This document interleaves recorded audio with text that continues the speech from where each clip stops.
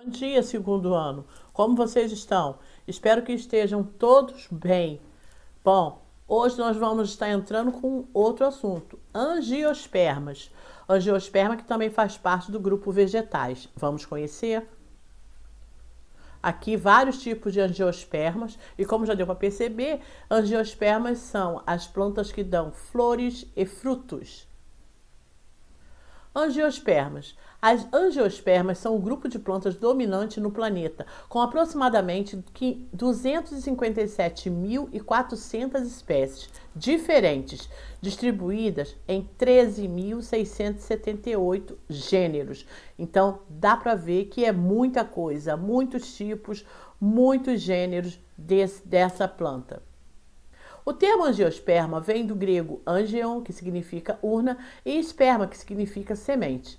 Analisando seu nome, podemos concluir, portanto, que ele está relacionado a uma de suas características exclusivas, a presença de fruto envolvendo a semente, ou seja, a semente fica guardada dentro do fruto. As angiospermas são plantas complexas que apresentam raiz, caule, folhas, flores, frutos e sementes. Elas representam um grupo mais diversificado de plantas, com mais de 250 mil espécies. As angiospermas ocorrem nos mais variados tipos de habitat, desde ambientes aquáticos até áridos. O domínio do ambiente terrestre por essas plantas se iniciou há cerca de 100 milhões de anos, permanecendo até hoje. Elas possuem uma grande diversidade em forma e tamanho, desde árvores com mais de 100 metros de altura, já imaginou? Até plantas aquáticas com poucos milímetros de comprimento. Ou seja, ela vai do mais alto ao menorzinho, né, ao milímetro. Esse grupo também inclui ervas, gramas, arbustos, trepadeiras e cipós. Quanto ao modo de nutrição, quase todas as angiospermas são de vida livre, porém são encontradas espécies parasitas e saprófitas, plantas que obtêm sua nutrição a partir de matéria orgânica degradada. As angiospermas são divididas em dois grandes grupos, as monocotiledôneas e dicotiledôneas. Tal classificação baseia-se no número de cotiledôneos. Os cotiledôneos são folhas embrionárias modificadas responsáveis pela transferência de nutrientes para as plantas durante os estágios iniciais de seu desenvolvimento, ou seja, no comecinho, quando está ali na formação. Então, elas são as responsáveis por isso. As monocotiledôneas são plantas cujas sementes apresentam apenas um cotiledôneo. Outras características desse grupo incluem folhas com nervuras paralelas, raízes fasciculadas, parte da flor em número múltiplo de 3 estames, 3 ou 6 pétalas e etc. E a ocorrência do crescimento secundário do caule. Em poucas espécies isso acontece, tá?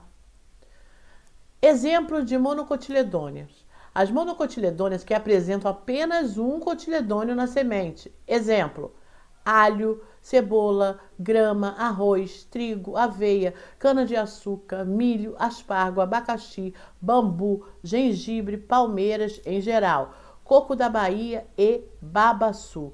Essas aí são tipos de monocotiledônea. As dicotiledôneas. As dicotiledôneas possuem dois cotiledôneos em suas sementes, além de exibirem folhas com nervuras reticuladas, raízes pivotantes, parte da flor em número múltiplo de 4 ou 5 e a presença usual do crescimento secundário no caule. Exemplos de dicotiledôneas. As dicotiledôneas, quase que não saem, apresentam dois cotiledôneos na semente.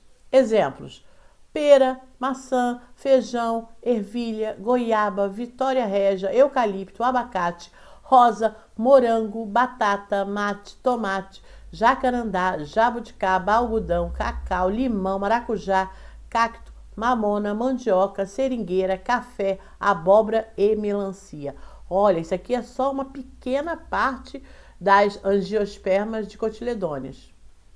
As características principais das angiospermas é a presença de flores e frutos que envolvem a semente.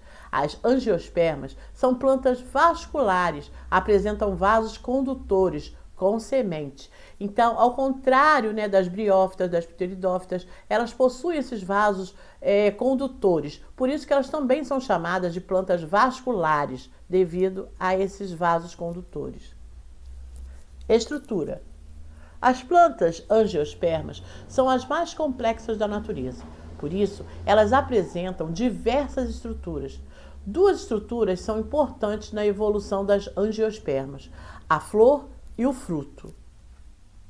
Aqui um exemplo de angiosperma. Uma árvore lá com flores, folha completa. Aqui todas as partes que uma angiosperma possui. Duas estruturas são importantes na evolução da angiosperma. Que estruturas são essas? A flor e o fruto. Ou seja, a partir do momento que ela passa a produzir a flor e o fruto, tá? Elas começam a ter essa evolução. As flores possuem uma diversidade de tamanho e cores, podendo ainda serem perfumadas ou apresentarem odores fedidos para a atração de moscas e besouros. São encontradas solitárias ou agrupadas, sendo essas últimas chamadas de inflorescências. Flor. Quando a sua morfologia, os principais componentes de uma flor são o cálice, a corola, os estames e os carpelos. A corola é o conjunto de pétalas de uma flor, ao passo que o cálice é o conjunto de sépalas. Ambas são folhas modificadas que têm função de proteção, além de serem responsáveis pela atração dos agentes polinizadores, na maioria das plantas. Aqui o esquema de todas as partes da flor, todas não, algumas, né, as principais. Aí nós temos a parte feminina, a abertura superior, nós temos o ovário, que é essa partezinha aqui, ó, que está em separado, tá? Essa parte aqui, ó. Depois nós temos a pétala, tá? Olha como é formada essa pétala. E aqui a antera, tá? Antera, que é isso aqui, tá bom? Bom, agora os frutos. Os frutos também mostram uma variedade de formas, cores e tamanho. A maior parte dos frutos contém semente no seu interior. São consumidos por muitos animais como insetos, aves, peixes e mamíferos. E com isso são importantes para a dispersão das sementes, o que contribui para a ocupação de ambientes pela gimnosperma. Por exemplo, de repente a gente vê uma árvore aqui, aí vê essa mesma árvore a quilômetros de distância. Aí você se pergunta, gente, como que foi parar aqui?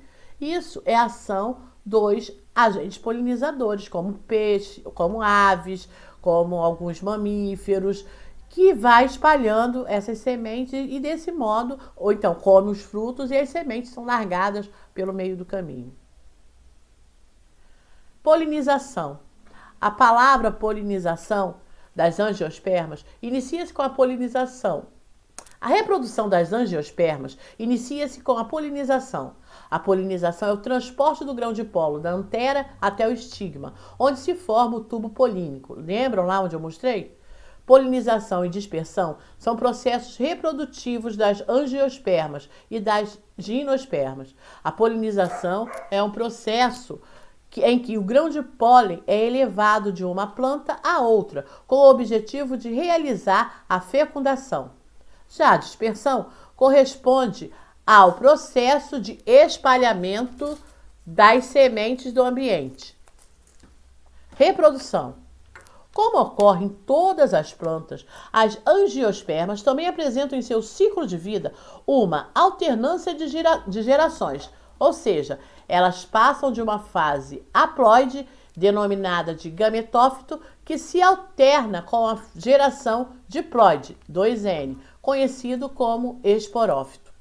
Entretanto, nessas plantas, o gametófito é extremamente reduzido em tamanho, tendo o microgametófito, o gametófito masculino, apenas 3 células, e o megagametófito, o gametófito feminino, o qual é retido no interior do óvulo, 7 células. Os anterídeos e os arquegônios estão ausentes. As flores são as estruturas responsáveis pela reprodução das angiospermas. No interior Das anteras, órgãos reprodutores masculinos, formam-se os grãos de pólen, que contêm os gametas masculinos. Eles são transportados pelo vento, por insetos ou por outros agentes polinizadores, até a abertura superior do órgão reprodutor feminino. Vamos ver como isso acontece. Aqui, ó, o grão de pólen, tá? O tubo polínico, os gametas masculinos, tá? A célula e o crescimento do tubo polínico. Aí é onde ocorre a fecundação. Olha lá, o encontro dos gametas, tá? Masculino e feminino. Juntas, essas classes, a classe das angiospermas, corresponde a 97% das espécies de angiospermas, sendo que os remanescentes são aquelas plantas que apresentam características mais primitivas que surgiram antes da separação entre monocotiledôneas e eudicotiledôneas ou cotiledôneas. Bom, nós vamos ficando aí com o exercício do livro. Só esse exercíciozinho do livro, da página 487. Façam os exercícios, fiquem com Deus e até a próxima aula. Tchau!